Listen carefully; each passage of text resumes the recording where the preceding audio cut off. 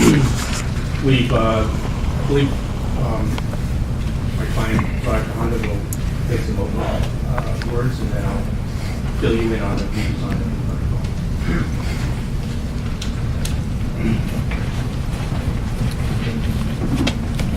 Mr. Chairman, members of the Commission, and public, members of the public, good evening. At the last meeting, there were a lot of comments and input that was provided on this project. After the meeting, we went back and reviewed and thought about a lot of those things and made a very sincere attempt to address many of those issues. Things that we focused most, shadows in the park, shadows everywhere. Bulk of the building, we have dramatically changed the design of the building and set it back. Peter will give you more details. Line of sight or sight line from Elliott and Winthrop corner, and materials and colors. Those are things we've all worked on.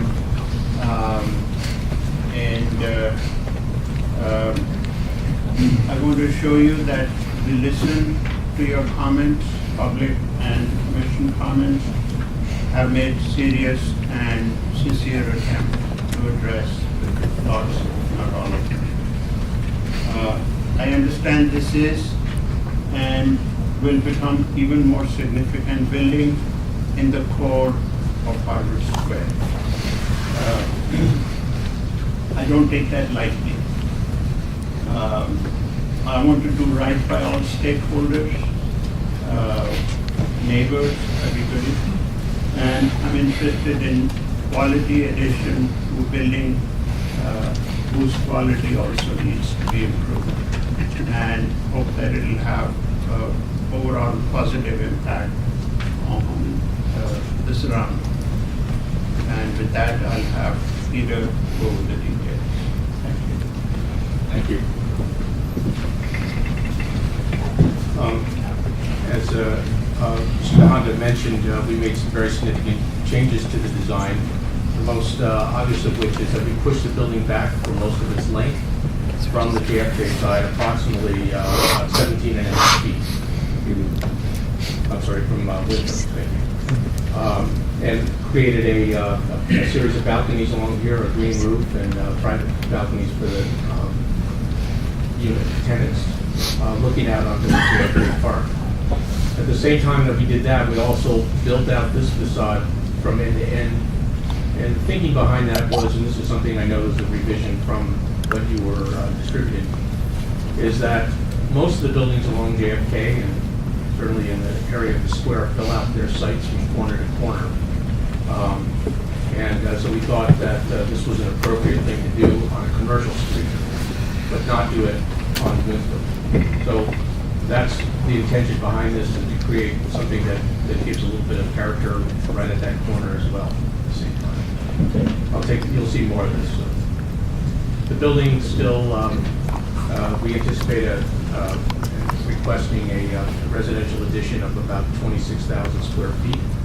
The existing building is 43,000. We're adding 3 stories of residential, which would be approximately 40 micro units. Most of them are micro, some of them are slightly larger. Most of them by far are. 4 of these would be, 5 of these I believe will be inclusionary units. Could you speak up? I didn't hear. 4 of them would be? 5 of these, I believe it's 5 will be inclusionary units. This is a view that you see at this time of year across Winthrop Park. As you can see, the existing building has old signboard and this large cast concrete, precast concrete sign panel up there. What we propose to do here is to change the color of that panel, add our addition. You can see how this is set back here, the 17 and a half feet or so. We put in a glass balustrade right at the wall line, and then behind that further are the residential balconies. This is the corner that I mentioned that sits just on the JFK side for the first approximately 20 feet in. We'll get to the materials in a little bit, but we certainly do want to try to upgrade the materials on the existing building where we can. And that includes this big frieze at the top of the existing building. Shadow studies, you'll see, will show that this is a very significant difference in the amount of shadows that this addition casts onto the park, and sometimes not at all. This is, you can see the Lowell House Tower out here in the distance. This was obscured in an earlier version of this photograph that we showed last month, and we apologize for that, but with the addition, there's no change in that view. And you can see what we tried to do here, I know it's a little hard to see, but is by stepping this back, we've actually created, I think one of the members of the commission had suggested the idea that the buildings that surround the Winthrop Park actually have this kind of step back to them that allows the light and air to reach into the park. You'll see that we made that effort to do that.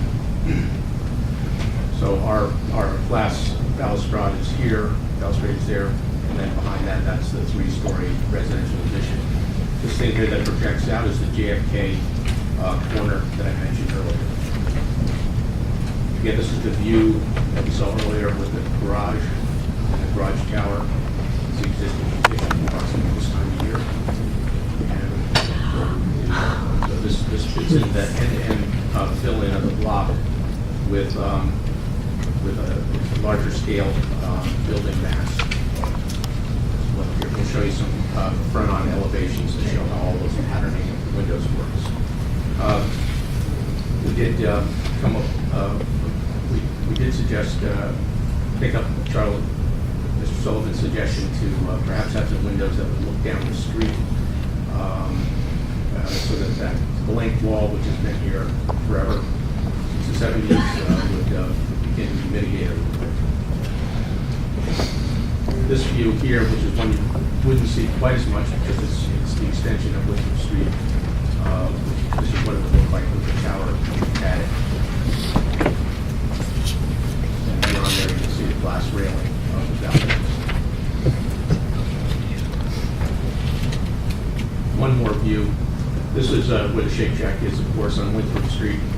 And this is the Hasty Put now is the Hasty Pudding building.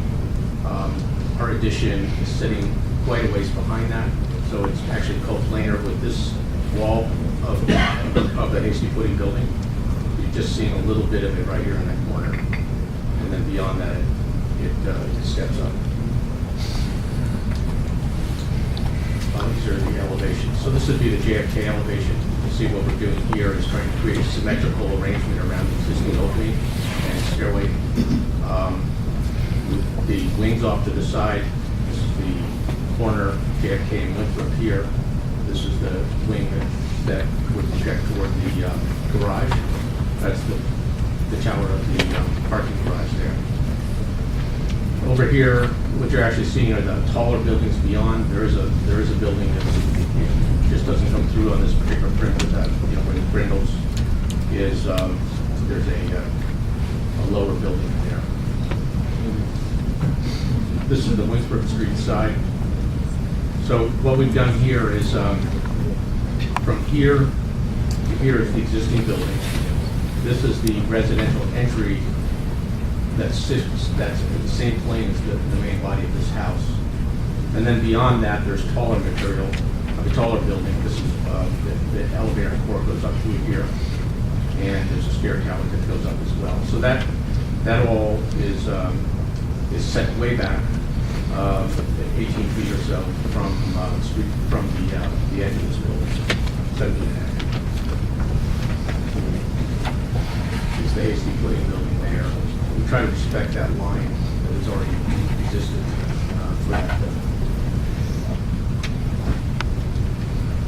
The materials we like to use, we've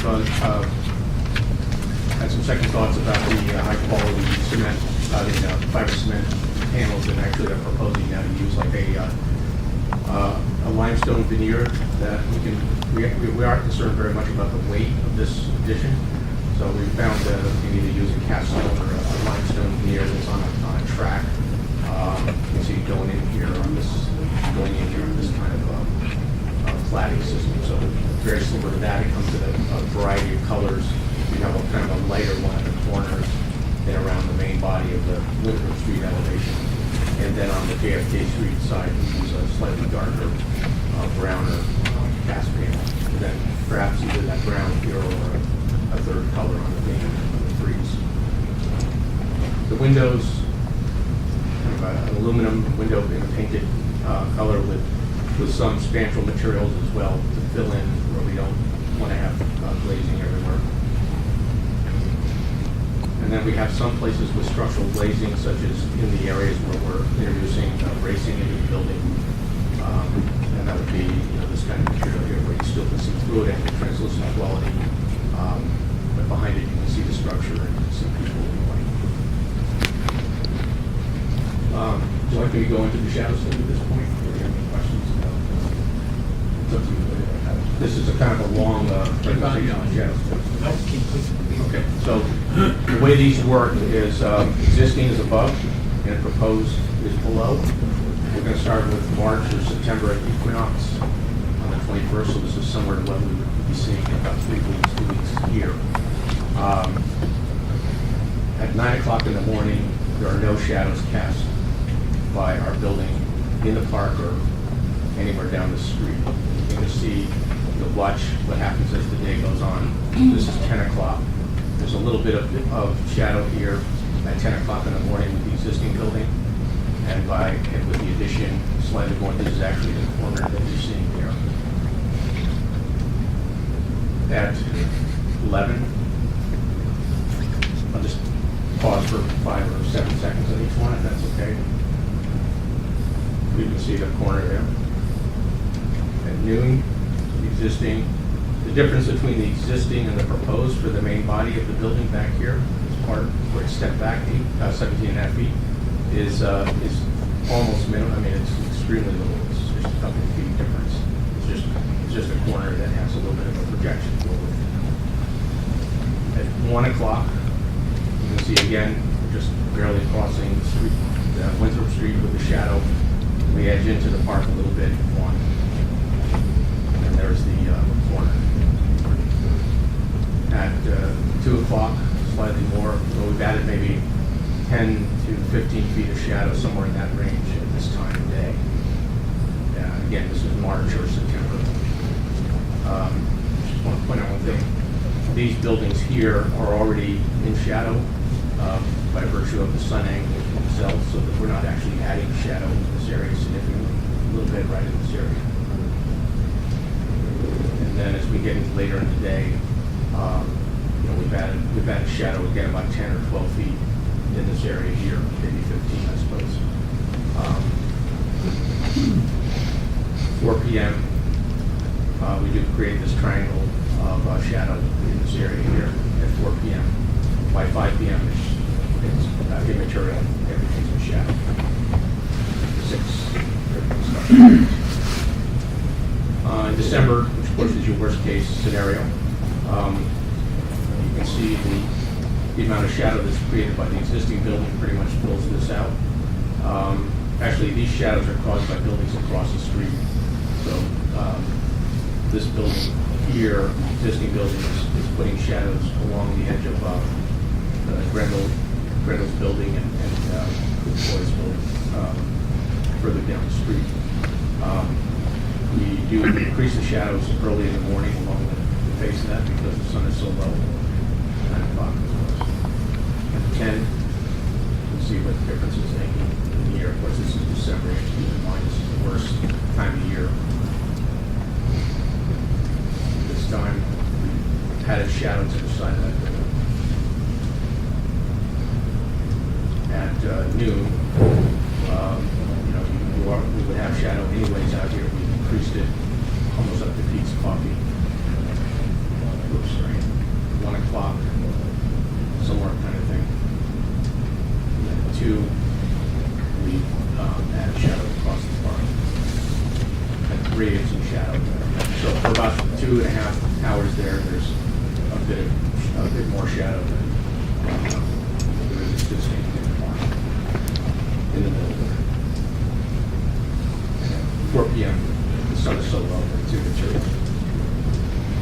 Over the summer, of course, we left the leaves off the trees so you can see it. Again, at this time in the morning, there's very little shadow. Even at 10, there's no shadow. 11, none. At noon, there's a small bit that comes from the corner, and a little bit from the existing building. There you can see this line is identical to that line, so there's no difference in the amount of shadow at that time of year that's cast by the addition, except for this corner. Following that. A little later in the day, these are almost identical, they get a little bit longer. And then by 4 o'clock in the afternoon, again, there's no shadow cast at this time of year, marked by this building. 5 o'clock. Very minimal difference. 6. That's it.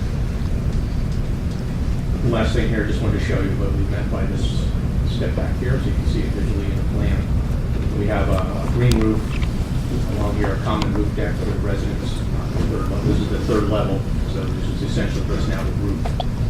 And this is a green roof here that just introduces an edge of plants with a glass railing looking out to Winthrop Park is over here. And then these private balconies about 7 feet wide with the plants are separating. This is the corner that we're looking at, and this is the side that reaches over toward the car square garage. So that's it for. Thanks. Yeah. Questions of fact from the commission? Yes, Dr. Sala. 2, am I right in concluding that the new surface is non-reflective, the white limestone surface? Yes. That's important. There have been a number of questions about provisions for service for the building. Did I see any indication of those in the presentation? I don't have a bird's eye view here. I apologize for that, but there is actually a 6-foot-high screen. I don't think you can see it from the street. It's very shadow studies. Shadow studies show it, but up in here, there's a 6-foot-high screened area for mechanical, which will both, usually mitigate the shadow study. But how about for delivery and trash and so forth? So you can see this area here. So the back alley of the building contains a lot of trash areas already, and we would expand those. You wouldn't see them from the street. We just roll out. We've left 6 feet between the buildings at the ground level, so you can roll carts out and make deliveries. So that a truck would park on Wood Road. And I believe that that's how it happens now. And yeah, but it's regulated as the time. So deliveries have to be made during certain hours, correct? I'm sorry? Deliveries are made during certain hours. So that Yes, that street is open to commercial vehicles until 11 in the morning. And we try to push the deliveries, make sure that I can't hear it. that we more attempt made to cut that down to the destination. There's easily enough space still I know. between those 2 buildings for you to store everything. A building like this, is going to be managed, the residential, right now the commercial is managed, but the residential will have a management system as well, so the trash will go out at the specified time. Deliveries will be. Actually, the trash for the residential, the city will take up. And that will possibly be handled off of JFK. I don't know for sure. Where those big blue barrels with the blue No, I containers? think those, yes, I'm sorry. Yes. They're very early in the morning. Thank you. Can I just ask Rich one thing about this material? I appreciate you bringing that up. Somewhere or another, it got misinterpreted that the previous scheme that we had cheap materials. They weren't cheap at all. They're fairly expensive, but what I did say in the previous presentation was that the existing building had cheap materials. I think we all agreed that precast concrete breeze like this that exists in this building now is a very cheap material. And the glazing is nothing particular. It's just, basic storefront material. We're trying to not only upgrade the building with materials that are used in the addition, and proposing here, a nice textured limestone or cast stone panel that look like limestone, but also to try to improve the existing building, especially this large breach of stone.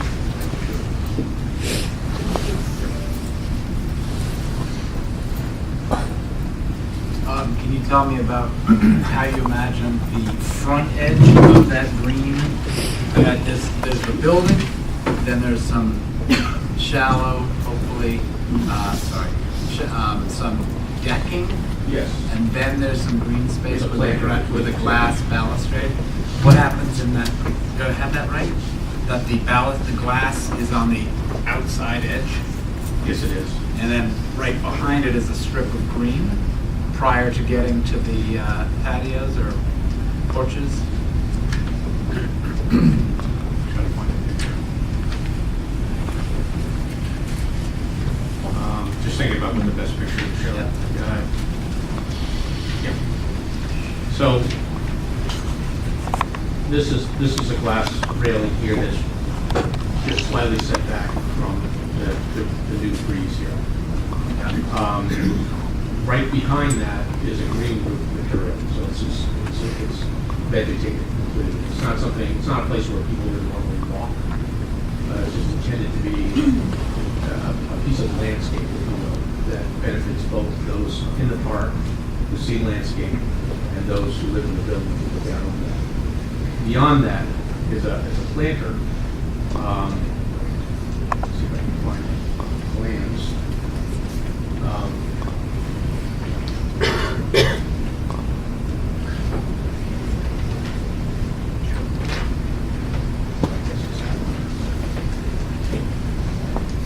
So that's the green roofing here. I just showed a kind of a typical pattern of green roof material where you plant different plant materials and different textures and so forth. And the glass baluster railing would be here. Then there's a planter that has it's about 3 feet high, and this deck here is used by that particular resident. So he or she is screened by that planter from the green roof. The idea is that it's a highly layered texture, so that you have not just a big deck there, but you actually have vegetation, landscaping. It's referential to the park. And that deck is on grade, so to speak. Yeah, it's actually a little bit higher than Yeah. that green roof. It's on those, and then the floors above. What do they have? They just have the view. They don't have They have bell. glass. Yeah. No bell. No bell. Got it. And what happens on the back side? Not that anyone can see it. Yeah, so back here there are just private roof. Unique features. Only on that third level. You can see the upper level.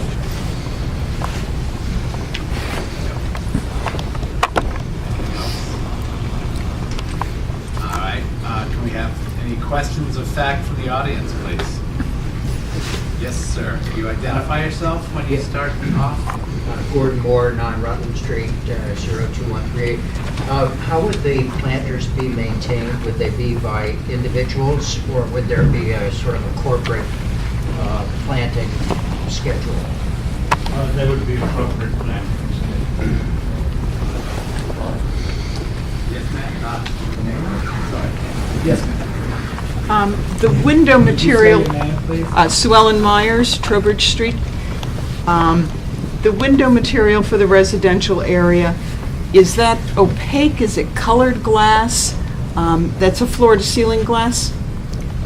Let me just get that slide.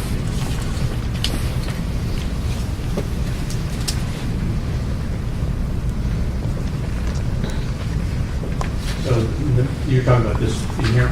Yes. So that's it's both glazing and infill panel. So some of it is not transparent glass. It's intended to be glazed from what you see on the outside, but it's actually got an opaque panel in it. What color does that turn out to be? Well, at this point, we have kind of a light celery color to it. Celery? Yeah, it's like a light green or something like that. And it's a floor-to-ceiling window for the resident? Well, yeah, we're not saying the glass is celery. I'm saying that if you look closely, you see there's a little infill panel here. That panel down below where it's not glazed, where it's not transparent, is a colored panel. Do you have an elevation of that facade?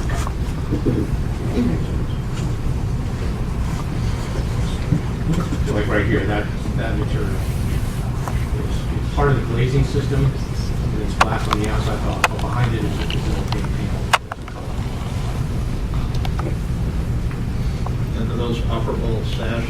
Yes.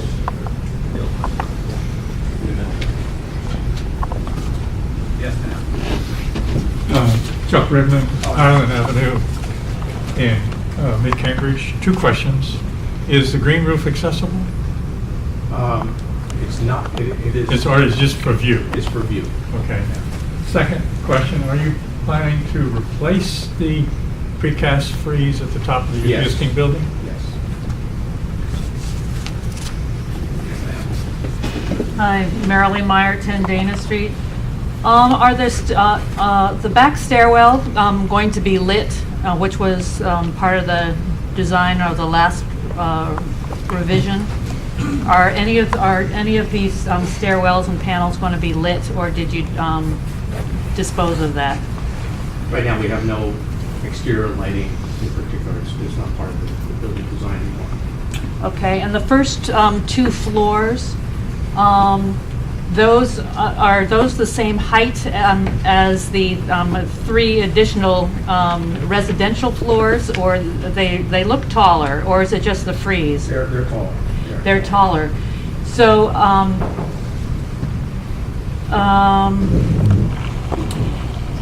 can there be a correlation made that this is 5.5 stories because the first two are taller than the top three? I don't agree with that statement. Okay. The reality is that most commercial buildings, if you were to build this today, would have approximately 15-foot floor-to-floor. Mhm. This is something more on the order of 12, so it's already a low building for commercial purposes. Mhm. We do have the space in here, a couple of feet high. That's like a interstitial space to allow ducts to move around. Mhm. But that's not, you could consider that a story. It's just a couple of feet high. And this is the third rendition that the public has not seen because it was a late entry, is my understanding, because I was looking at the one prior to this. What made you put the towers on each corner, which basically kind of defeats the purpose of the setback from certain angles? Yeah, I understand your point of view. I think the main thing was that if you looked at the building that we did post with the Historic Commission staff, was that the end of the building at this point was very unresolved, in my opinion. And after a number of conversations with our client, we came with this idea of filling out that corner. Also acknowledging, as I said, that the buildings on this street tend to be tight property line to property line. There's very few gaps between them. So, it's a matter of opinion, of course, but, Well, did you consider, just one, this is the last one. Did you consider perhaps stepping down the corner towers to get a kind of a gradation and alleviate some of those shadows? I couldn't make that work visually. I mean, it's certainly, Okay. I understand. At least you thought about it. Yeah, I understand. Okay, thank you. Yes, ma'am. Susan Jarecki, I live at 10 Gilmore Street. I had a question about the green roof and the planters and how all the different heights relate. Like when we see the strip of green there, is that the strip from the planters or is that This right here, Yeah. that's actually the glass in this modeling program. It makes it look kind of fuzzy, but you would see plants behind the glass.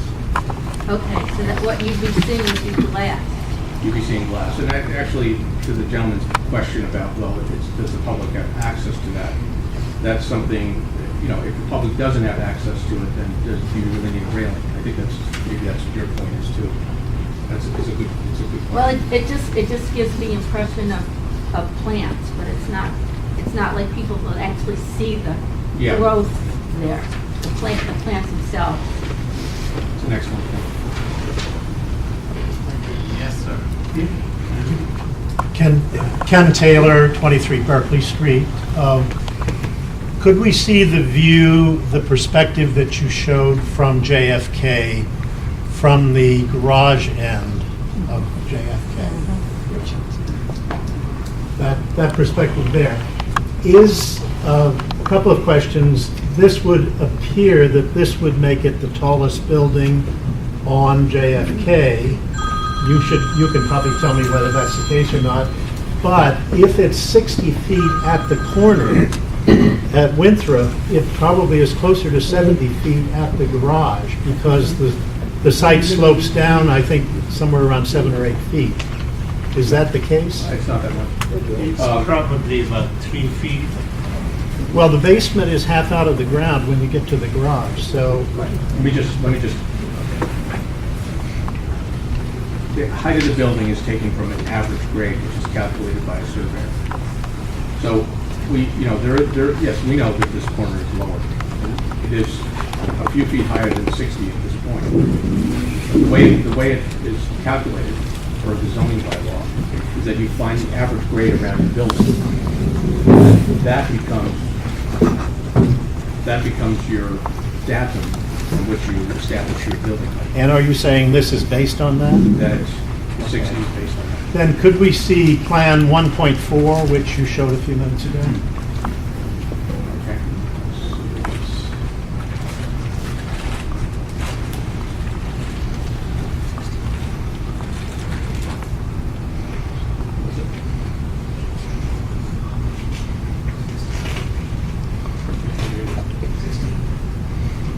No, 1.4 is 60. Sure. No, it's a shot.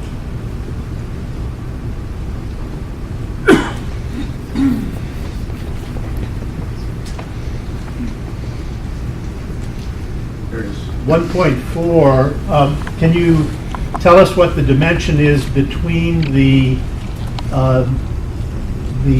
element at the top where the entry is seems to have expanded and gotten closer, filled up most of that alley. What's the dimension between the building next door and that wall that we see on your plan? It's about 1.5 feet at that point. 1.5 feet. But keep in mind, you can walk underneath this thing for the lower 2 stories. So you have an open 2 stories. Right, in the back there. Which have all the trash bins and all the They garbage. do now, yeah. Garbage containers. Can we see the footprint for the ground level of this? Okay, so the lobby for this building is 7 feet by 12 feet, is that? Approximately. And you go into Little the, more like 16 or so. you go into the elevator and then, can you go back to the other plan to see? Come what- out the other end of the elevator. So you get out the other end of the elevator, okay. So this is a bike storage area. We have thought about maybe making that an open room. So it's more like a back porch, if you will. There's just some fire code issues that we need to deal with. But And on the lowest of the residential floors, where is the mechanical equipment that was on your earlier plan? So we are still looking at our options on that. Right now, what I've done is kind of taken the worst-case scenario, which is saying putting all that equipment in our screened-in area on the roof of this building. Air handling units? Well, if we have to, we will. I've left very large shaftways to do that, one here and one there. But in terms of height of equipment you're talking about on the roof, it could be, instead of exhaust fans, it could be 15 feet high. Oh, no. There's nothing of that size now. There's nothing, and I've done plenty of these for you. But you don't have residential now? I'm not sure I understand your question. The residentials could be handled with either a very small, suitcase size on these kinds of things. So that You would- showed something that looked like window air conditioners on the facade. Does that depict That- anything? No, it's a possibility that we could have a wall unit that would just have a grill in it and take the air in and out. That is one possibility. But those are just solid panels on these drawings. And where do the exhaust ducts for the restaurants go? So they would go up through these shaftways here. Here, and we would introduce more shaftways into this if we had to. We haven't studied it in its entirety. But they would come up onto the roof and try to enclose them wherever we could in a screened area.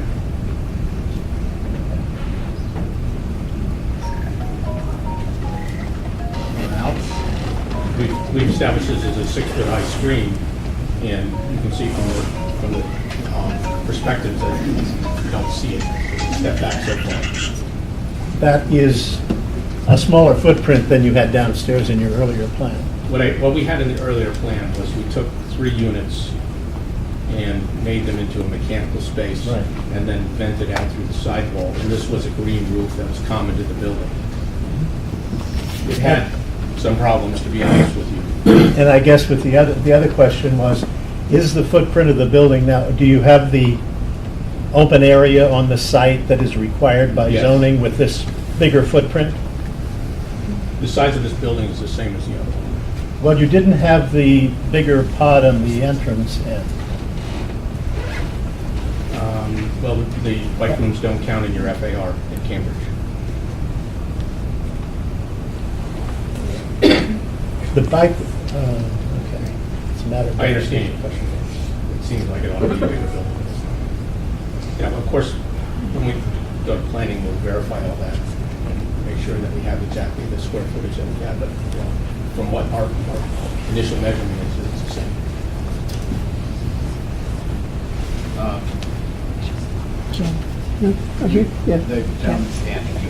Yeah, Charles Teague, 23 Edmund Street. Hi, Peter. I'm unclear on what's translucent and what's not. So the decorative green panels behind the glass are opaque, and then Please? I'm unclear as to what's translucent and what's not. So the decorative green panels are opaque behind the glass, but the stairwell you were talking about having translucent panels. Is that correct? On the back. Not in the back.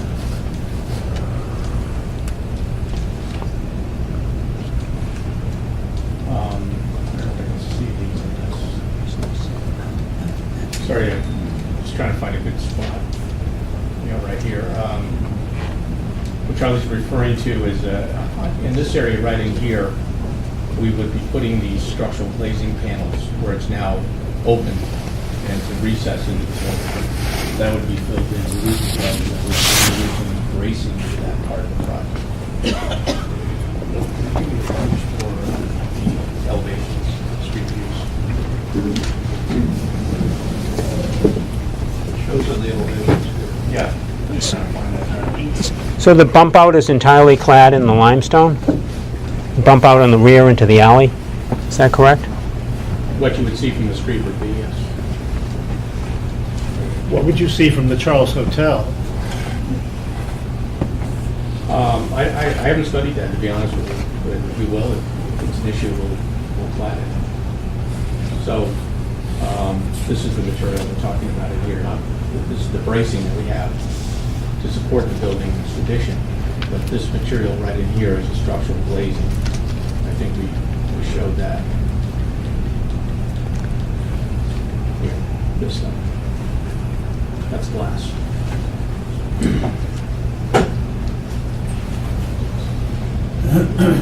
Yeah, go ahead. I had a second follow-up question. We call that channel glass. Yep. Not structural glass. Roof plan again? Just very quickly, or the top of the building, the top of the building.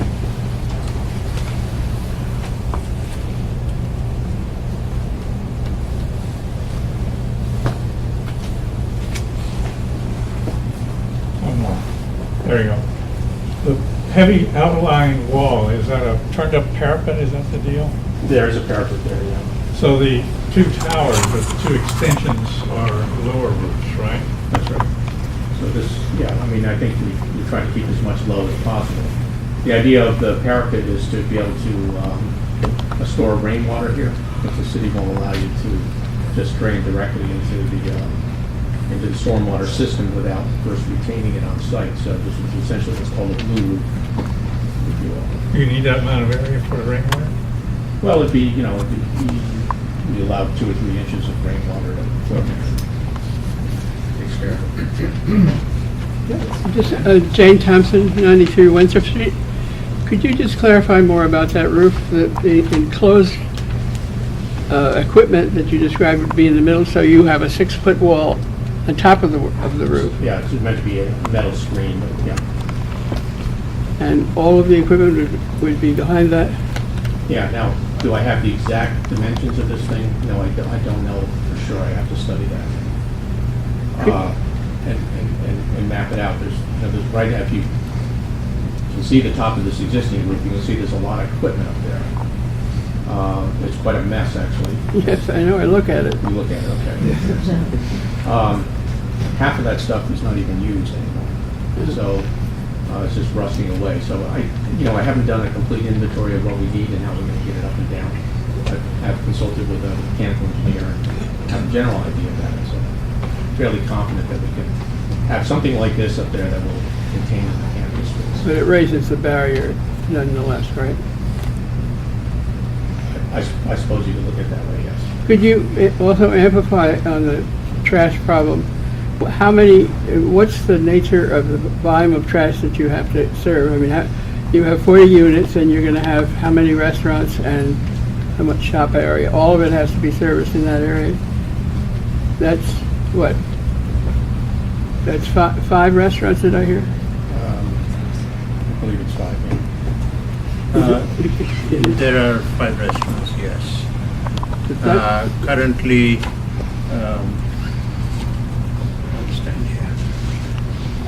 at this moment, we have daily pickup of trash, which we've increased that service substantially, and whatever is necessary, we will.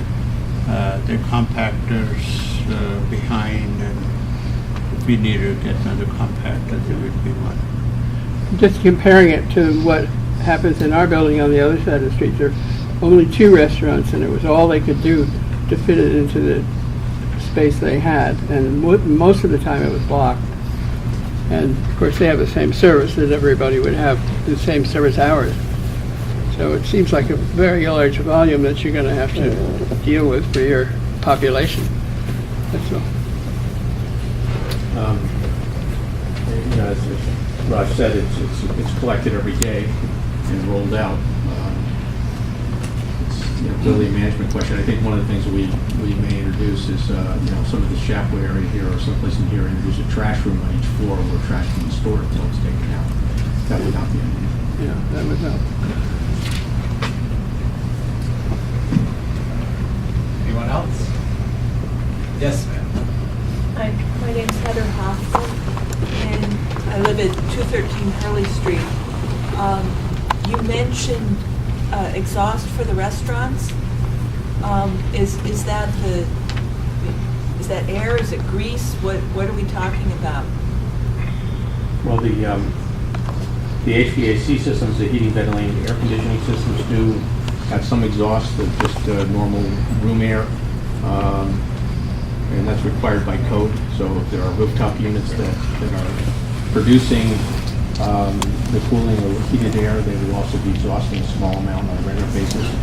But I believe what you're referring to are the hoods that we have in the restaurants in the building. So what we plan to do is to bring those up through the roof, through shaftways wherever we can, and exhaust them up as high as possible. Actually be less effect on people than they are now. Because right now they just all exhaust at the second level, so these would be exhausting at the rush level. Also, all these exhausts have these little mushroom type of things on top, so the there's nothing that goes out, that comes out through that goes into the air, particularly grease or anything of that nature. Forgive my ignorance about the physics of this, but I just know that the grease hoods are, you've got 5 restaurants, that's a good bit of grease, and one of the problems of restaurants is keeping that clean so that you don't have fires. And I was just curious. I don't know if making it go farther creates more of a problem. It's total ignorance on my part. That's the same number of restaurants we have now that we'll have later. Right. And they all have grease traps as required by the code, and that whole thing is managed very tightly. And if you were getting, at this moment there is no grease that goes anywhere out in the air, and it would be no different at a later date. Well, it's not just air. You know, I'm sorry? It's not just air, it's the stuff that doesn't go out in the air. You know, that stays, and that's what catches fire. And I was just curious if having longer shafts would make buildup a bigger problem. So what happens is the shafts have to have a clean out on each floor.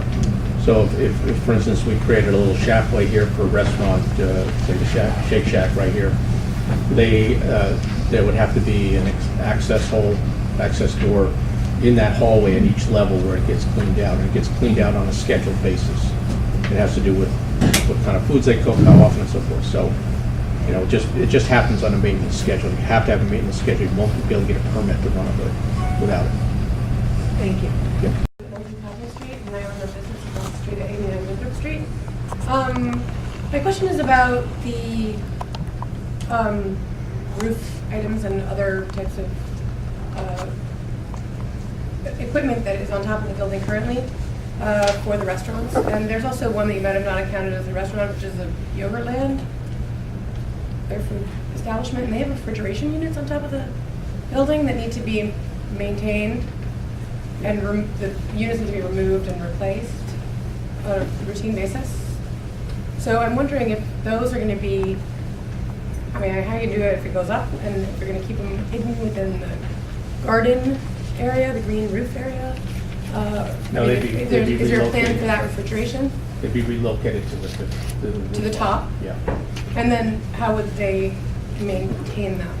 Because they currently come with a crane truck that goes up on top of 2 stories, but then what would they do to do that if it's much higher? I can't imagine that truck would accommodate it. We had a freeze up about a month ago, and that's why they actually ended up replacing the unit. Oh, okay, because when I spoke with the truck driver, he said it happens all the time. They do it routinely. I just wondered if there was a plan for, what do you do then? That was actually accommodate that? And also, I guess, with also the Ansel systems, which are the ventilation for the grease, will the tenants have increased costs and increased maintenance that they have to do, or will the building accommodate all these clean out points going up? Will the building management handle that, or will that be something that the tenants have to manage? We haven't quite gone that far, but I would guess. Okay. I just have to remind folks that this is about changes that are visible from the public way rather than internal plumbing issues. So I thank you for asking those. Wait, well then, and I agree that there was a little bit of a segue to the fact that do the shadow studies include all of the height that would be there for the roof items? It includes this screened-in area here. Let me just say that the existing roof you cannot get to by a stairway. You have to go up through a hatch. So that's one of the reasons why people come in with cranes. We'll have a full stair going up. Okay. Yes, ma'am? Yes, again, I think you're right. We should consider the building as a whole as we're looking at it. And I'm very concerned about the elevation or the transition of elevations on JFK itself. Right now, it doesn't really have a front door. I mean, there's a door, but you have a ramp so that it's really walled from the sidewalk. And this doesn't present a presence if you were looking at this building and you're coming into town. And the whole circulation is around at the back corner. for getting in and out of the building, is that correct? Well, I think coming in off Winthrop Street is a lovely thing. I mean, you know, it's a pedestrian walkway primarily, and so yes, it is at the back corner, but it's, you know, it's a very nice Well, place I'm to not enter the objecting, I'm building. simply saying the front of the building doesn't The present... front of the building is a commercial use. You're going to keep the same commercial uses? Right, it's completely separate. And a ramp in the front door? Yes. We are getting rid of the stairway that comes off JFK right here. And of course, if you've never tried to get up and down that thing in winter, it's very steep. It wouldn't possibly pass code today. So the ramp will be the primary way now. But also keep in mind that the tenants have been using this side here, in fact, more and more, so that this is actually, you know, primary entry for over a third of the building, about a third of the building. Yes, ma'am? Hi, Marilyn Meyer, 10 Dana. It may be a plumbing issue, but two things. Has a noise study been done for the roof? I assume that you have, you know, studied all the mechanics on the roof. And two, where are the fire escapes? Okay, so to answer the first question, Cambridge has a fairly strict noise law, and typically on a project like this, we would hire a noise sound consultant to help us model the equipment and make sure that it doesn't produce noise at the property line in excess of what the city allows. I can assure you that that equipment that's up there now, some of which dates way back, is a lot noisier than what we would have once this thing is done.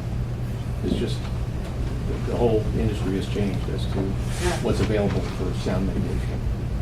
That plus the screening, and if we have to have some acoustic mitigation beyond that, we would just model that in. So I think, you know, while there would be a lot of equipment up there on that roof, I mean, most of it would be fairly benign once it's all in operation. The hardest thing, actually, from my point of view, to mitigate are the compressors that come with the refrigeration equipment. So those tend to need some special mitigation. Right now, we probably don't have any. Fire escape? So the fire escape, there really is no fire escape. There are two stairways that the residential units have. One is an extension of the existing stairway in the back. It's just brought up through the rest of the building, and they exit out the rear. And another one is a new stairway that we bring down into the space on the front of JFK. And it becomes an enclosed element that meets up with the residential, with the commercial entry, but this is primarily just for egress. Yes, sir? Just a question, what are the businesses on the back, the garage side of the entrance level in the basement? What kind of businesses are those? Part of Staples. That's all Staples? Yes. All in here. And where will Staples' main entrance be? Where it is now, or are they Correct. changing? Well, So- they have two entrances they use the one at the top of the ramp. there's They one. also have an entrance on the Winthrop Street side about 30 feet from the corner. But now you've brought the exit stair right out in the middle of that ramp, so No. You talking about? you show the first floor plan? Right there. No, no, show the one with the ramp. There you go. Yeah, right there. Right now, you have stairs going up to the entrance, and you're bringing the exit stair down right to the street there. So I think as an earlier comment made, there's no visible entrance to the building on the JFK side anymore in your proposal. That's my point. The atrium will be removed, and that aspect of the building will go away. This addition is built, if we're fortunate enough to receive a special permit. It's likely that the interior could be reconfigured in order to take up more retail space as well. Yes, sir. Jonathan King, 40 Essex Street. You may have shown this, and I couldn't see it because I was originally out there. Could you show the shadow studies mid-morning, mid-afternoon? What time of year was What do you got? that? This was June. That's 1 p.m. 10. 10 it is. That's in June. And 3. 3 o'clock. 11, 12, 1, and then 2. So, wait a minute, where's the shadow? So I see you don't actually show a shadow, you have an arrow. now there's a What's shadow. the arrow? This right here? Yeah. That's the side of a, I forget the name of the building across the Oh, street. looking across the street. And in March, say, you know, Let me travel. All right, so this is 4 p.m. in March. 3, 2,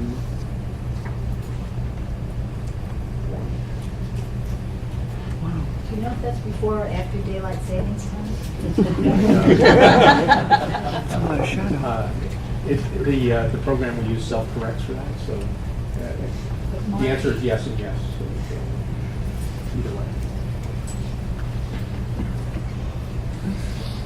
so just go back to 3 p.m. So that is, all right, so, 1, 2, 3. all right, so about half, 40% of the, We've added, maybe about 15 feet vision space of our building.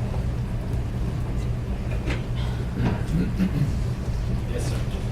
Hi, Carl Spermel. Is there an element that shows how the building will look like the existing tenants, shape shaft? It's the whole street. statements, All of this is.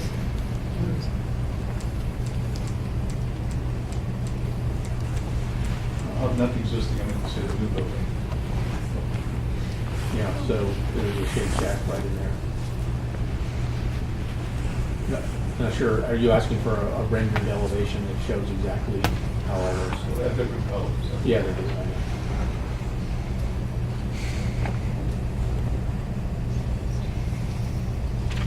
Anyone else? Yes. Is this just for questions or comments? Questions. Another question? The only other question is, are you expecting to replace the existing storefront glazing and framing on the existing building with new glazing and new storefront framing? Some of the tenants have done it, such as Shake Shack. But now it's a variety of. Yeah, I know. We're, I think we're looking for some guidance on that from the board. Okay. I'm going to close the questions and turn back here for comments, though I had a quick question, sorry. The entryway next to the wooden structure right there, for the first floor, it's set. First and second is set back 6.5 feet to be coplanar with that. The main body of the AC building. Okay. And then a cantilever is out. Yes, but beyond that, it doesn't. Above the eave line of the wooden building? Yes. This is actually, this gives you an idea. Right there, Yeah, right this, there. That's where the bike room is. Right. And actually, this doesn't exist. That it looks, just make it look like a column, but it Okay. Now, do we have any discussion, comments from the commission members? Yes. I'd say that there are some changes to celebrate. Particularly Happy. some changes to celebrate. I want to offer some reinforcement for the effort to listen to comments last time, and I think that includes the surface. It includes pulling things back off the park. It sounds like there's potentially much more evolution to come, honestly, but I at least want to say that I see that you've heard some of what's been said. I think that's important. Thank you. Thank you. I was interested in the comment, someone in the audience, a question someone had about the glass wall outside, green roof facing the park. Right, so this, the glass railing here, yeah. Grass building. Yeah. And wondering if it would be better to just have the plantings exposed fully, since there's no real issue of safety, is there? Not really, no. No, but the planters are deep back from the balustrade. No, I'm not talking about the planters, I'm talking about the green roof. I understand. Okay, so you mean just drop your balustrade? I'm just wondering if Yeah. that's safe. Yeah, I think, sorry, it's your discussion, I don't mean to. No, no, interrupt I that. think I you guess can- that was a question, I guess I would say. Yeah, you're let's look commenting into- on the Yeah. necessity of that edge. It could also be a safety rail. It could be just a minimal safety rail that can be completely see-through. I mean, that was the idea of the glass. Where we've done glass railings before, and it often fogs up, so you lose the Yeah. effect. So Yeah. I think the, if we can make it work without any railing there and just rely on the planters as kind of a railing for the decks, I think that would be superior. Put students in there? Watch that first step, it's a doozy. Yeah, I think we'll nail those planters down tight to the. Any other comments here? Yes. I guess I respect your approach to the JFK facade and this notion of filling out to the corners. Okay. But I think the impact of that tower, myself, as an anomaly at that corner is pretty impressive, and it's kind of taking away from all of the strides that have been made by pushing the rest of the building back. And I think it shows up particularly well in the shadow studies, but not just in the shadow studies, just the massing seems to be, instead of an elegant sort of corner statement and instead of an elegant filling out of the JFK facade, it seems to be a heavy element. Can I just ask you, do you think it's, no matter what it would be too heavy there, or you think it just needs more work as a kind of a facade design? I think my sense is it's the massing, not the way it's handled. Yeah. And that the way you've set the rest of the building back presents a facade setback that is, in some ways, similar to the facades across the street. It presents a facade of windows. And as a small, very powerful sort of corner piece of massing, it tends to stick out. And I think my sense is that it's actually eroding some of the good things that are happening with the rest of the building stepping back. I agree with that strongly. It has a sense of blockage to me that I don't appreciate. I like the idea of a more an aerated corner there, if you will. I appreciate the urban theory about the corner-to-cornerness of the buildings along there, but I don't experience this spot that way primarily. I experience it more as a winglet coming into my face from the park, and that on top of the shadow impact, I don't feel like it's calling that the urban facade of JFK Street trumps the airiness that I would prefer to see around the park. Yes, Joe? Playing devil's advocate here, how would you feel on JFK about having a view from JFK straight into those balconies? Meaning, not Right now balconies, that- not balconies, they're porches. No, they're, we're talking about. Decks? Decks. What, but so, I mean, the Well, current front facade has the two corners, Yeah. both the two corners set back, and it's symmetrical. Is that right? Yes. Well, they're not set back. Not set back. They're co-planar with the This looks, front I mean, facade. this looks set back to me. There's a little recess there. A tiny What, how notch. much is that Okay. recess? It's about 5 foot deep. Oh, okay. But But you're talking about its screening function. That's an awfully chunky screen. And I think of a dozen ways to In fact, to answer your question head on, I don't care if I see, personally, I don't think I care that much if I see a corner of somebody's deck. I'd much prefer the street. I'd much prefer losing this large Certainly, plug. across the street. You'd have to be pretty high up. But I don't, if you're talking about its advantages as a screen, In terms of privacy, it's oh, I don't care about people's privacy. Meaning, I think there are probably other ways. Either that last unit doesn't get a deck, but it's just, the massing is, I think, the strikes against the massing are too many to preserve it in my opinion. But again, we're just in, these are opinion times right now. No. No, I mean, Mr. Quinn said they thought about that, and as I imagine lowering it, it becomes a neither here nor there kind of a thing, that I just don't, I'm much more interested in a, I don't know how to do it other than gesturing with my hands, a sense of opening as I come down Winthrop, as I walk through the park, and It's coming out in the back too. it shouldn't be. There isn't anything, there's no winglet back there that I'm aware of. Isn't it coming out in the back here? No, that's set back in. If you look at the plans, you'll see that it's, I think you'll see that Yeah, it's. that's way back.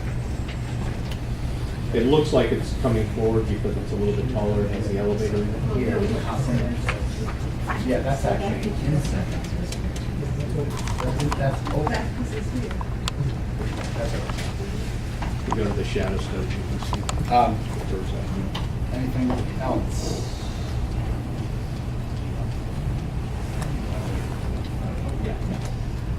We're about to open the floodgates, happily, to you all. I want to remind you about that 3-minute limit. We'll try to be as respectful of you in cutting you off as possible, but we will be watching the time. And again, if somebody has said something that would essentially second, you may say, I second that, but don't repeat the whole thing, because you're eating into your time. All right. Yes, ma'am. Hey. Hi, Marilyn Meyer. Can we go to JFK from the bottom of the street, the garage side? My issue with this is the building itself is too big. It is playing off the stairwell of the garage, but the garage, to me, the stairwell has stepped planes, and it actually reminds me of a townhouse, or in a way, even chimneys. I mean, my point is, do we find the highest point and say, well, this tower is this high, so let's do the whole entire massing block that high? I don't think it works that way, because the proportion is too strong, and this the proportion of the buildings on the right are low. There's a rhythm to the bays and the roof lines. Frankly, the third floor on your whole building is just too tall because of the angle of where it is. It's on the rise of the hill, and with the two wings makes it a solid block, whereas people may not like the stairwell of the garage, but that breaks the mass up, and to me echoes a townhouse or something like that. What I'm trying to say is that just because one element is tall, let's match it, doesn't work for me. Anyone else? Yes, sir. Couple comments. I think you've missed an opportunity of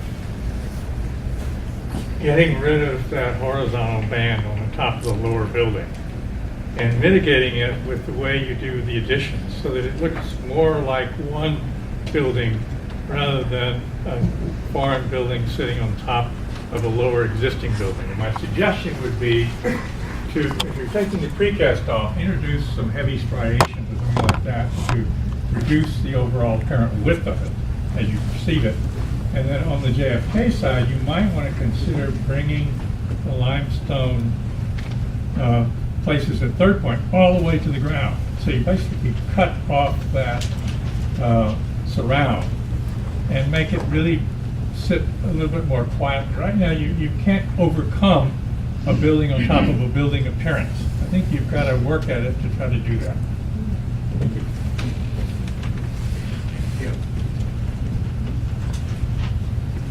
Anyone else? Yes, sir. Good evening, members of the commission. My name is Jonathan King from 40 Essex Street, Central Square. I'm the co-chair of the Cambridge Residents Alliance. We represent about 500 households concerned about quality of life in Cambridge. One of the things we have been particularly concerned about is open space. We were originally involved in trying to protect Jill Rowan Park from Main Street. If you walk from City Hall to Harvard Square, Harvard Square is a resource for all of Cambridge, not just the people who live there. This is the first public space other than City Hall. This is where, if I have friends coming into town, coming from Europe, this is where I say, we'll meet you, right? Because it's public. It's not like the Harvard campus. It gets closed off periodically. It's a resource for the whole city, and it's a very, very rare resource. And these are fading away. 40% shaded in March. That is very significant. It's not just being in the shade, it's the loss of the sky.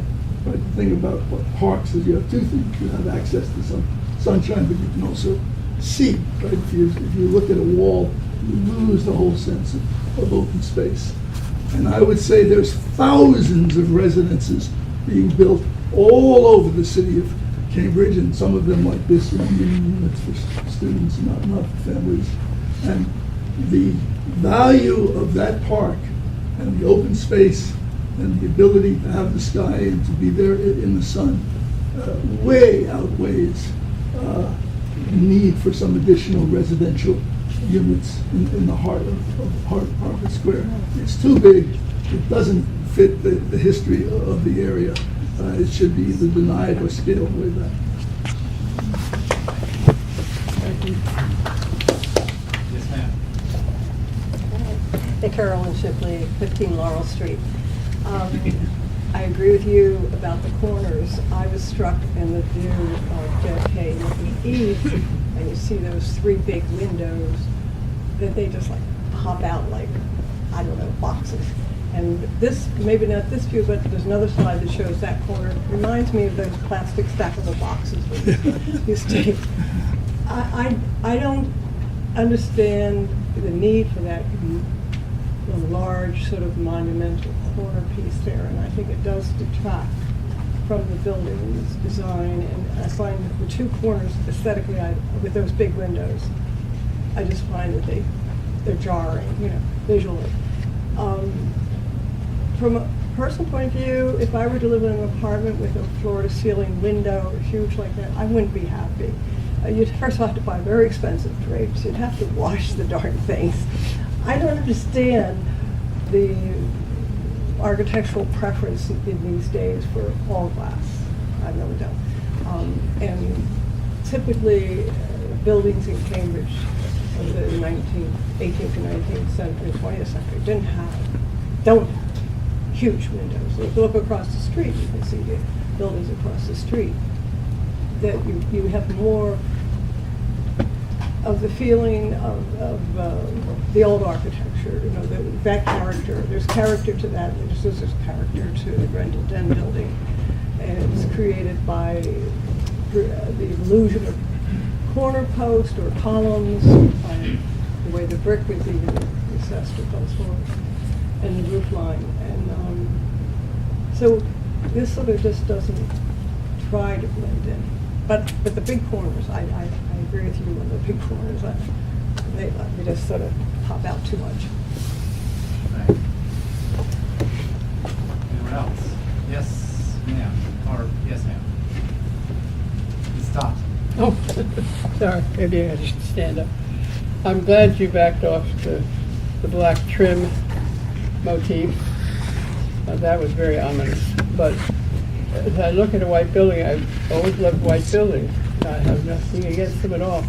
But in this situation, it seems to me what makes it look even bigger than it is. There's something very southern about the totality of the whiteness. And I don't suggest that you take and make a little brick trim or anything like that, but to think through how this relates in any way to the architectural context around it. I don't have a solution, but I think the building as a whole has to be thought when you get through with the towers as a continuous space that you're going to see with a sort of elegance that puts the whole thing back together. And I hope you'll find a solution. Thanks. Yes, sir. Hi, I'm Charles Teague, 23 Edmund Street, and Peter did the great service last time of giving you a night view, so I printed that out if you could pass it down. I'm on the city manager's lighting task force, and what we've been discussing recently is light from inside buildings illuminating the outside, illuminating the night, and it sort of goes to the size of the windows, but it's really, I leave it up to the board to consider the night as well as the day. It was great. There's the LED lights that have been removed on the on the back section, so that's a good thing. I thought that was inappropriate, so that was a definite improvement. And so I'm just asking you to consider some sort of mitigation of the nighttime lighting of the outside. Could be internal shades, like everything comes with the shades or something like that. I don't know. I leave that to the commission too. But I just ask you to once again get another night view and think about it. Thank you. Yes, sir. Gordon Moore, 9 Rutland Street, Cambridge. This is more a question. Maybe it's been answered before, but the signage that's up there now, the Shake Shack and Staples and stuff like that, what are your plans with regard to exterior signage when the new building is built? These Staples signage, I've been trying to get them to change it. My hope and intention is to get that thing taken out completely, and the signage be of the type that Wagamama has, or Yogurtland, or Shake Shack, which is letters mounted directly onto the background. Letters mounted directly on the background. So you would see those from Winthrop Square, and I'm assuming that's why they're there. Yes, yeah. So, just a general comment, and that is that I think that signage there, everybody would agree, is terrible. In a way, if one is thinking about trade-offs, I guess I would be a little bit more liberal about the size. I don't like it either. If it didn't include the opportunity to put up that kind of garish background signage on that lower floor that just sort of chops up your view, and I think it takes away from the building. Have you seen the Shake Shack sign? I have. How does that work? I think it's better. Better. They're right on Winthrop Square. Everybody's around. These are businesses, at least a couple of them that actually probably almost all of them, people go to because they know that they're looking at it, and it's obvious that they're making hamburgers in one and yogurt in another.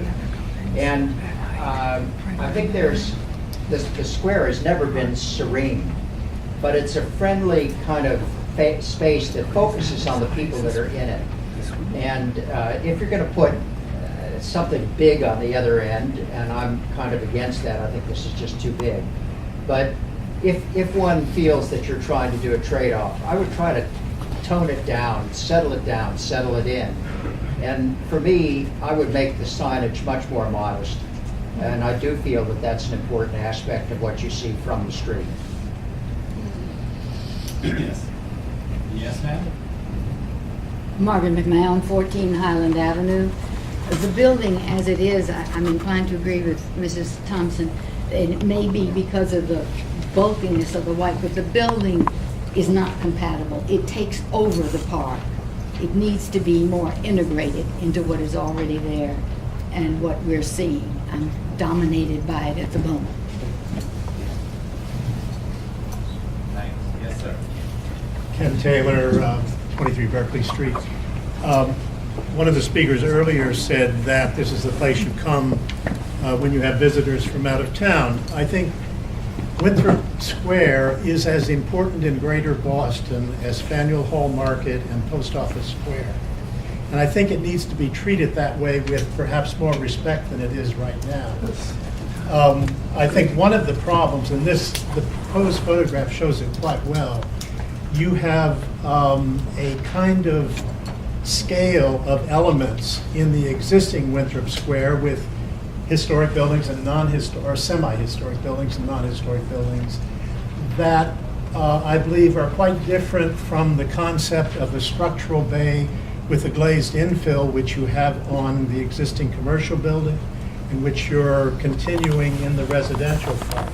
So I think that it would benefit greatly if you had a look at how you scale this to be more compatible, and I think the last speaker said the same thing, and that's to be more compatible with what's there historically. I think the issue of color is very difficult because you'll never see the building the way it's shown on your proposed view there, because that facade is always in shade. Right. And you're showing sun there, and it looks bright and cheerful in the sun. It'll look different in the shade. I think it's important to do that. And it's that photograph that you have is a perfect way of capturing the issues of scale of Winthrop Square.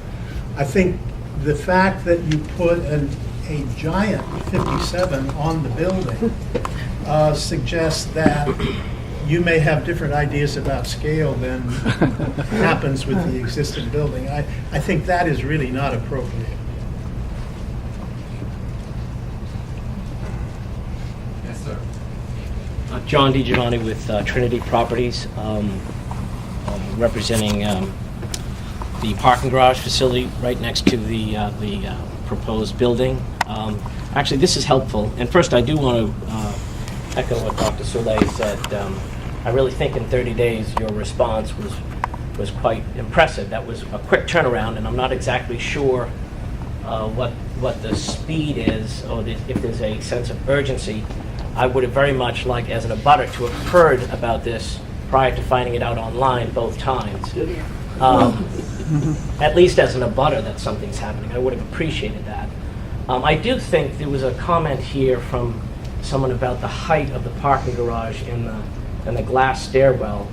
I think a photo here, if there's another hearing, might be better served if you step back a little bit, because actually the height from a pedestrian level is the lower. If you can see the street lamp just above that brick and that capstone above it.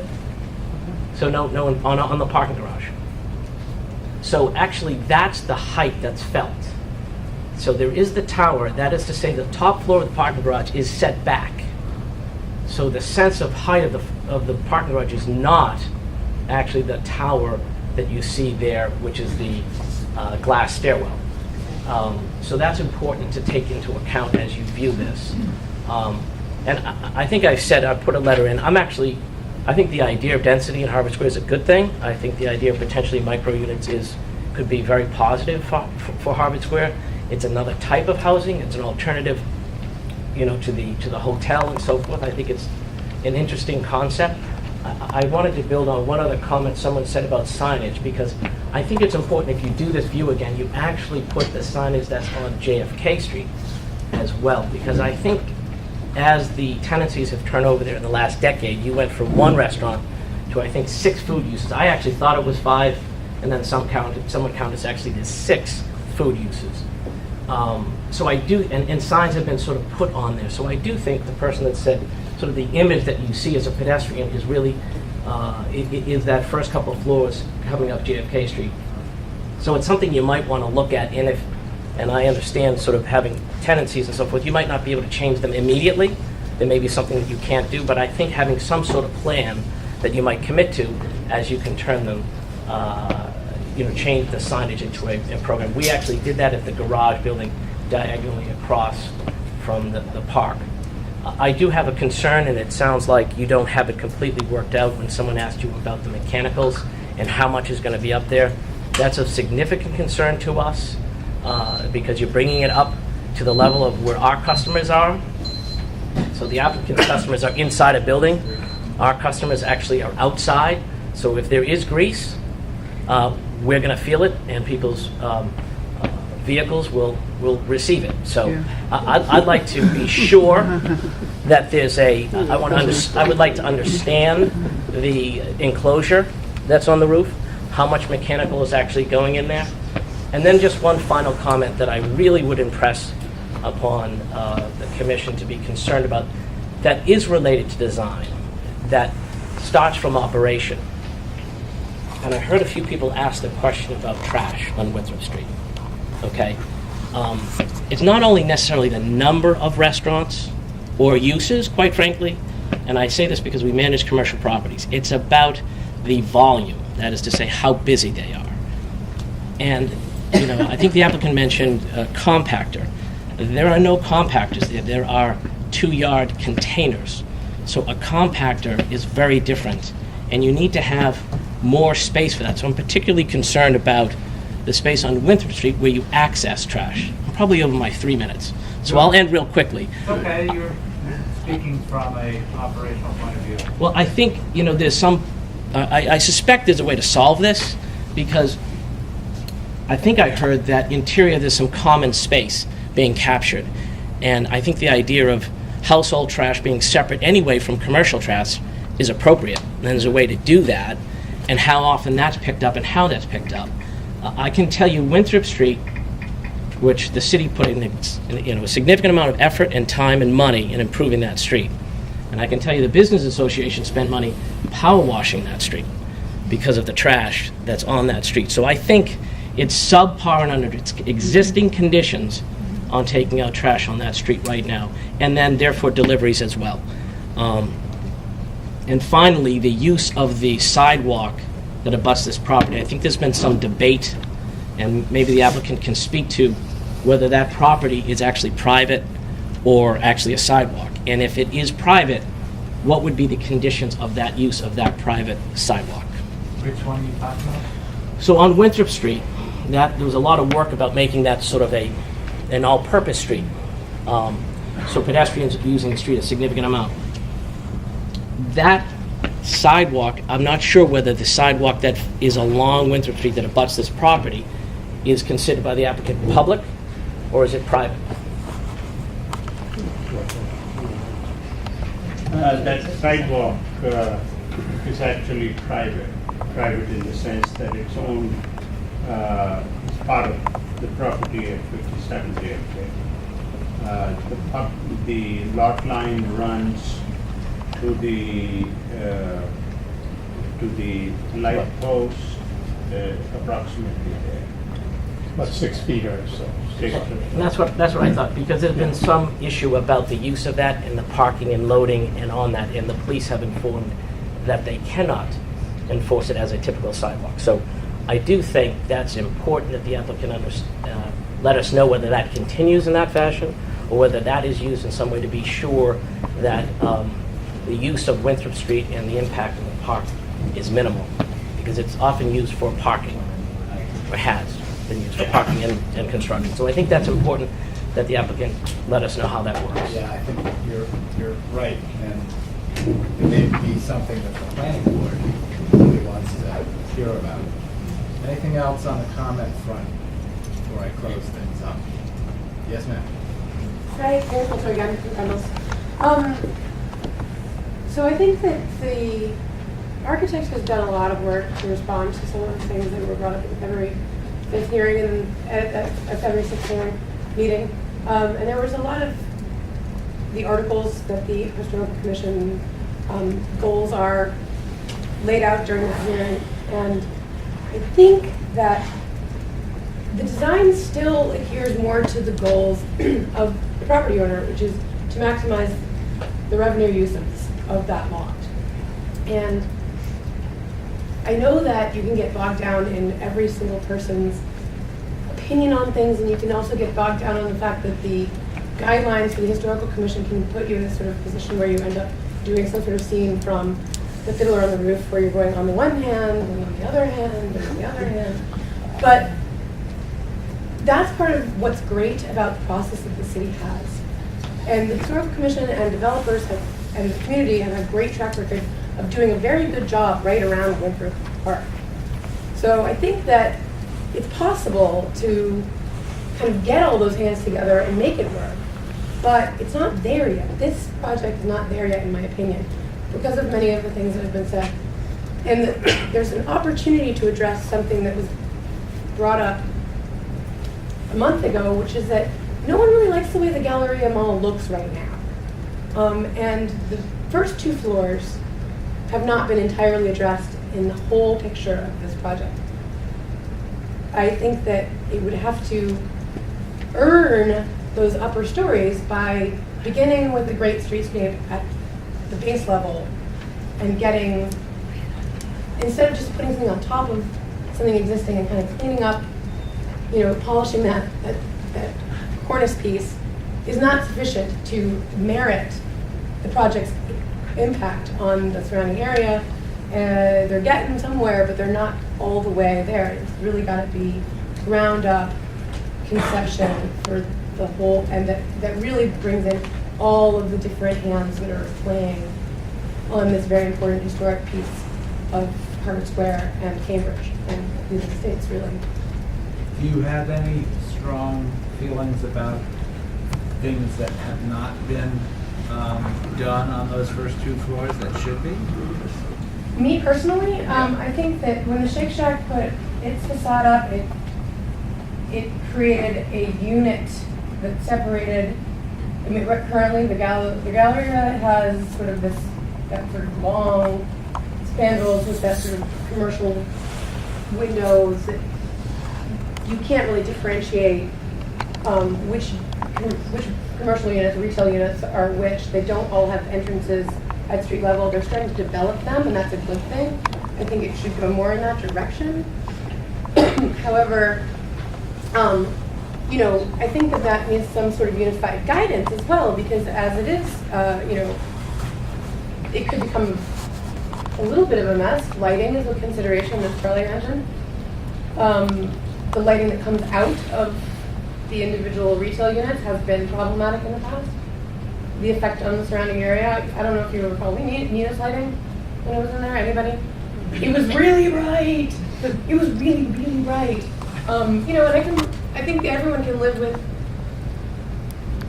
like aesthetics that just maybe are mixed, but there should be some feedback, I think, from the community, and maybe some guidelines that need to be adhered to for the design of ground floor, the access, the overall vibe of it as a retail space, and really earn that before you start piling residences on top of it and doing a big construction that has such a huge impact on the vibe and the bowl that is that park area that really is important, and that's important to more than 40 people who are going to live in that building.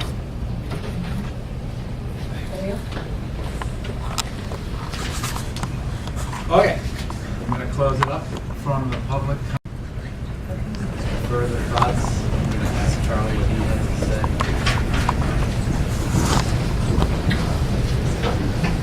Well, I think this has been really one of the more fascinating design discussions that we've ever had. At the last commission meeting, we talked about whether or not additional development was appropriate for this site or not. And I think the commission pretty much felt that additional development could be appropriate here. That there's not much precious about the existing building. We don't want to make it worse, but it's not a building that is necessary to preserve in every respect.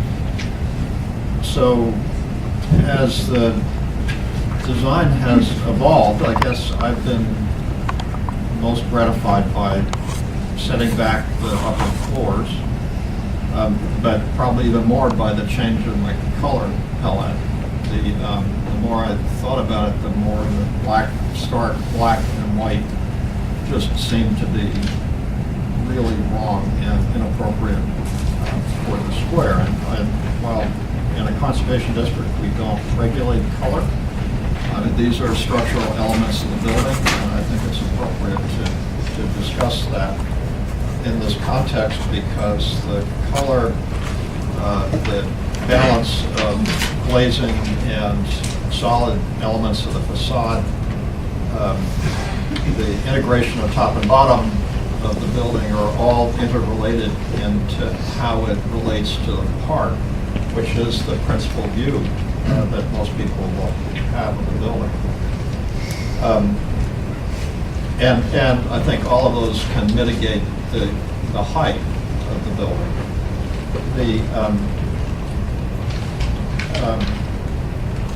One thing that occurs to me, I think it's important, is balancing the amount of glazed opening against the amount of solid wall space, especially facing Winthrop Park. To me, it gives the appearance of being a much larger and more intrusive building than it needs to be. By having, there's a different, Peter, a different perspective.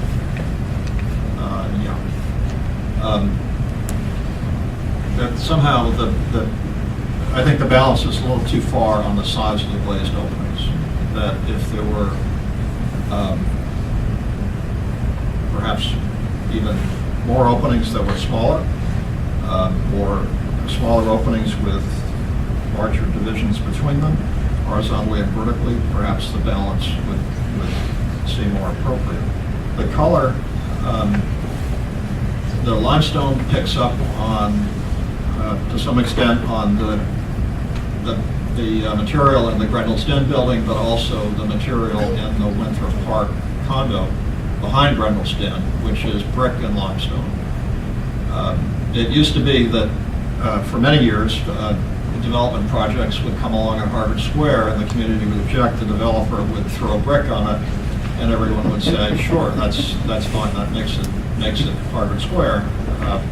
I think brick would be a big mistake here. The building's too big. Brick is just not an appropriate material for a building of this type, and plus you're putting it on an existing concrete and glass base. But perhaps terracotta might be an alternate facade to limestone. I'm thinking the context here is brick and limestone on the right. It's all brick with a little bit of limestone on the left. In Drayton Hall, brick going down the street, painted wood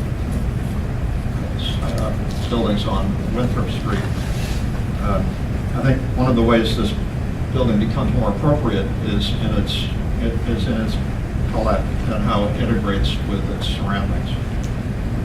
It remains different and contemporary, but perhaps echoes a little bit more. The JFK facade, I think, needs some more thought. There's kind of a picture frame effect, a band around the three upper floors. If you got the elevation, Peter, and that's sort of an artifact of the previous design before this infill took place. And I think that somehow works less well now that even if you take this off, especially if you take this off, then there's kind of this arbitrary geometric figure on the facade. I don't quite see what that's accomplishing. I think it could be studied some more. The comment that was made that I think that was made about integrating the top and bottom and studying the detailing on the new fascia at the top of the current building. This element here, I think that makes perfect sense. There's not much correspondence in rhythm of bottom and top. I would hope that when the Shake Shack, when this is continued, that the Shake Shack will not have access to be able to paint this part, this fascia as they have now. Their graphic presentation now covers the entire existing building right up to the parapet. I think it's very important that this parapet remain intact, visually intact across the entire side of the building, and that signage be limited to this fascia at the second floor level, as it would have to be by code, but not just signage, but that corporate identity painting not take over the new facade. And then there was another comment made about access to the atrium. The interior arrangements are not the Commission's responsibility. I think there's a real point there with the staircase coming down right inside at the top of the ramp, how Wagamama and Staples and the others are accessed in the future.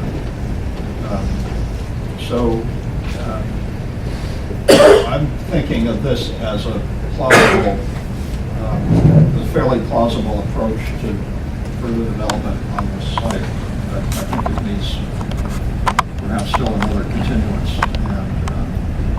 and a little bit more design development. Yeah. The terracotta, the only thing I can think of those, and I wish I knew their names, the Harvard building. Yeah, the CGIS buildings on Cambridge. The words right out of my mouth. Yeah, they have curves. Yeah, the two but they have a modern Italian, almost machined terracotta. Is that's the kind of yeah. association I made. Yeah. Stone-like, smooth. Stone-like, but there are probably plenty of ways to achieve that warm effect. But I just, when you said that, that's what I thought, and that's what we were talking about as well. Yeah. Okay. I smell continuance. I'd like to just reinforce, Charlie thought this was a good response. Someone in the audience, said this was a quick turnaround. So I think there's clearly evidence of collaboration and responsiveness, to our last meeting. I want to reiterate that and sort of amplify that. Because I too think, this is where it should be heading, is another round. It's getting better and better. I'd like to reinforce what a few people have said. Charlie, you just commented on it as well, and that is the ambiguity of the JFK facade, partly due to the remnant from last design that you mentioned, partly because I thought we heard a real clear statement that the Galleria on the inside will be no more.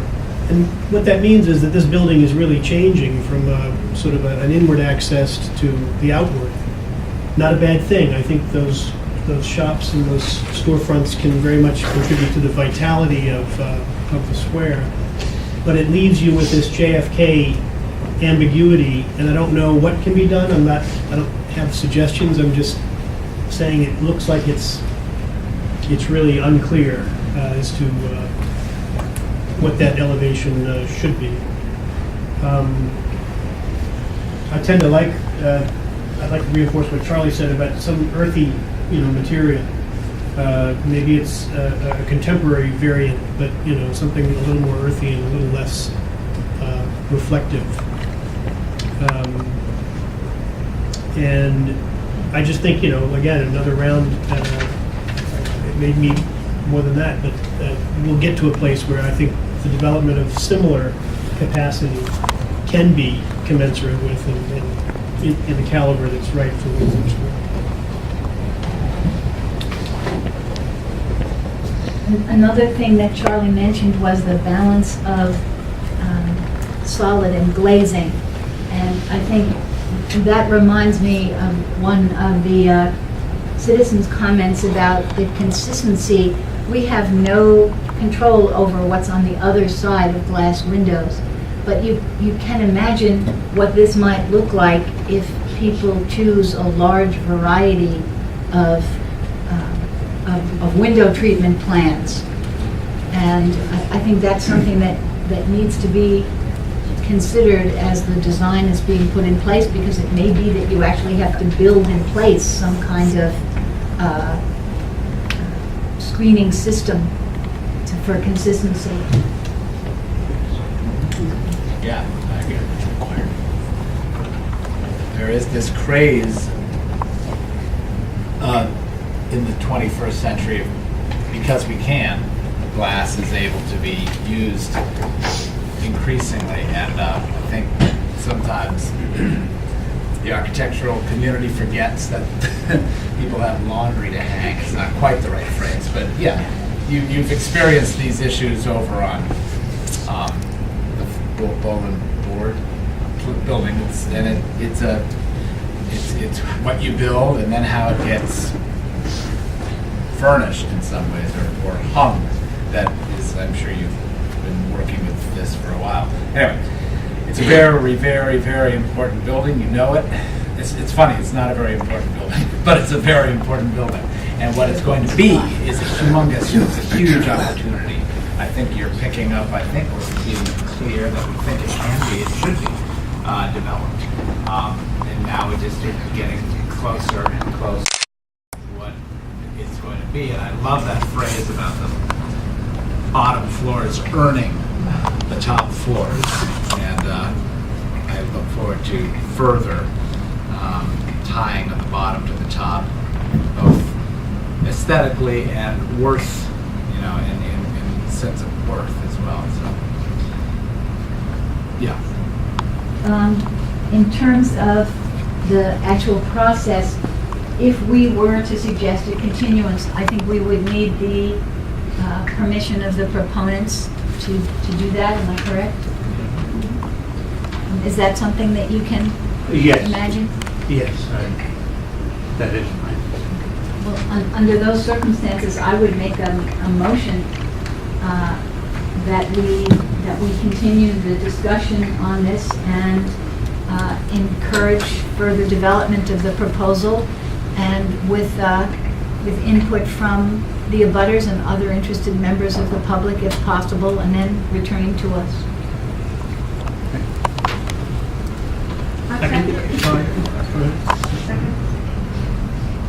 Any discussion on that? About the calendar? I guess no. Okay. All right, then, all in favor of that?